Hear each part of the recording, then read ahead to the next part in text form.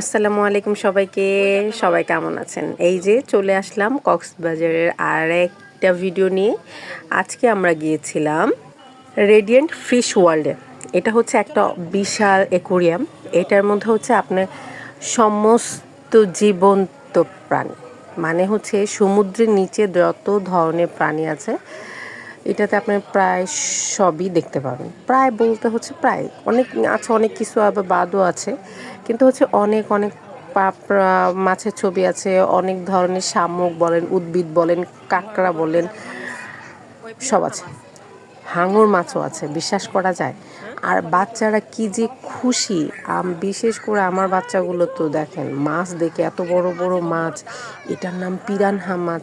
সবগুলো আবার একটা হচ্ছে সবগুলো মাছের অ্যাকোরিয়ামের পাশে এক একটা করে সাইনবোর্ড লাগানো, আর সেটাতে হচ্ছে মাছের সম্পূর্ণ আইডেন্টি লেখা আছে।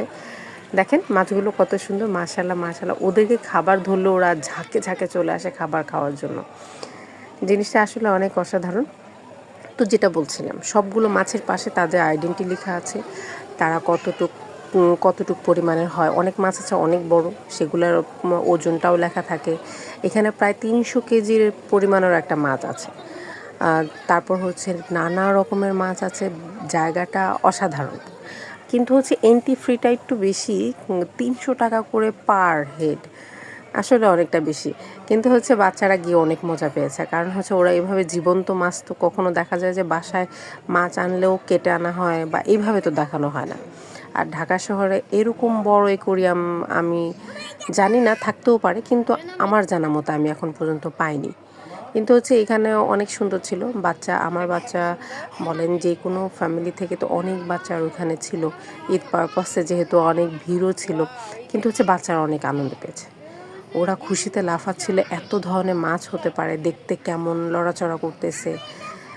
তারপর হচ্ছে আমার মেয়ে বলতে, দেখো মা দেখো কেমন মাছ, সাদা মাছ, ওর ঠোঁটটা দেখো, ওর মুখটা দেখো, দাঁত দেখো। পুরা খুব এক্সাইটেড ছিল। আর আমার ছেলে তো প্রত্যেকটার আইডেন্টিফিকেশন যে কার্ডটা আইডেন্টিটার, সেটা হচ্ছে ও পড়ে পড়ে সবাইকে শোনাচ্ছিল। আর বারবার আমাকে বলছিল, দেখো মা এর নাম হচ্ছে এটা, এর নাম এটা, ও এভাবে থাকে, ও এটা করে, ও সেটা করে। আর যেগুলো দেখতে পাচ্ছেন অন্যগুলো বলতেছিল, দেখো মা ওই যে চিপায় বসে আছে, ওইটা একটা মাছ, ওইটা দেখা যায় না। আসলে এত বেশি এক্সাইটেড ছিল। দেন হচ্ছে অনেক বেশি কিউরিসিটি কাজ করছিল বাচ্চার মধ্যে। আমার ছেলেটার এমনিতেই অনেক বেশি কৌতূহলী, কোথাও যেতে নিলে কোনটা কেমন, কি কোনটাকে কি বলে, কি করে, কতক্ষণ যাব, কি করব না করব, এত প্রশ্ন থাকে। এই মাছগুলো দেখে ওর প্রশ্ন যেন আরেক লেভেল আপ হয়ে গেছে। তা আমি সাজেস্ট করব, যদি আপনারা যান, কষ্ট হতে পারে, কারণ তো ওটা তো যেতেও অনেকটা সময় লাগে, তো আপনারা যাবেন বাচ্চাদেরকে নিয়ে। কারণ হচ্ছে বিশেষ করে তো আমরা যারা যাই, ফ্যামিলি বাচ্চা থাকে না তাদের তো আলাদা হিসাব, কিন্তু হচ্ছে যাদের বাচ্চা আছে তারা অবশ্যই যাবেন। কারণ হচ্ছে বাচ্চারা এগুলো দেখলে অনেক বেশি খুশি হয়, অনেক বেশি আগ্রহী থাকে। আর যারা ইনার ভয়েস বেবি থাকে, যে ও খুব কম কথা বলে বা সবাইকে বুঝিয়ে বলতে পারে না, দেখবেন তারাও অনেকটা বেশি অ্যাক্টিভ হয়ে যাবে।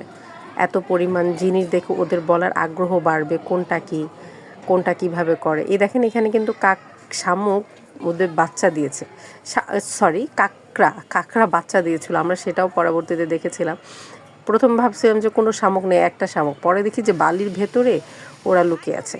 তো এখানে এরকম আর্টিফিশিয়াল একটা ঝর্ণাও বানিয়েছে।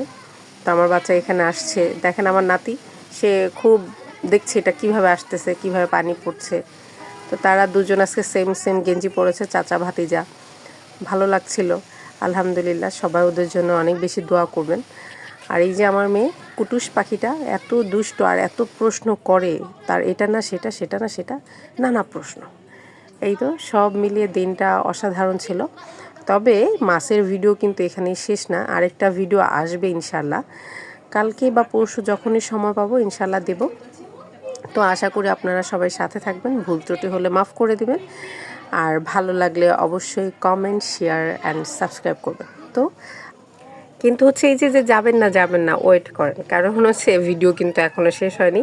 আমি চলে যাচ্ছি, ভিডিও এখনও চলছে, আপনারা পাশেই থাকেন। এখানে অনেক বেশি মাছ আছে, আরও নানা রকমের মাছ আছে, সেগুলোও দেখতে পাবেন আপনারা। পাশে থাকবেন। আমি চলে যাচ্ছি, আপনারা পাশে থাকবেন, ঠিক আছে? আল্লাহ হাফেজ, বাই, খোদা হাফেজ।